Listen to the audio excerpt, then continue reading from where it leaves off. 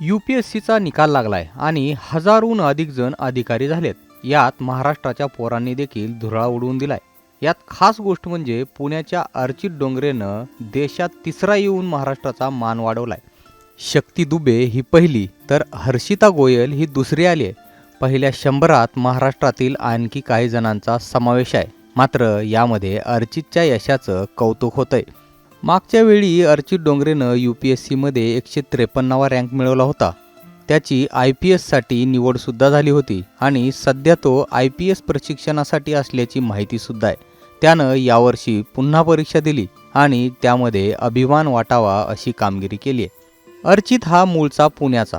त्यानं शालेय शिक्षण मुंबईतून पूर्ण केलं तर महाविद्यालयीन शिक्षणासाठी पुन्हा पुणे गाठलं. इंजिनिअरिंगच्या पदवीनंतर 1 वर्ष IT कंपनीत सुद्धा काम केलं आणि त्यानंतर UPSC करण्याचा निर्णय घेतला. यासाठी त्यानं आपल्या चांगल्या पगाराची नोकरीसुद्धा सोडली आणि त्याला पहिलं यश मिळालं ते 2023च्या UPSC परीक्षेत.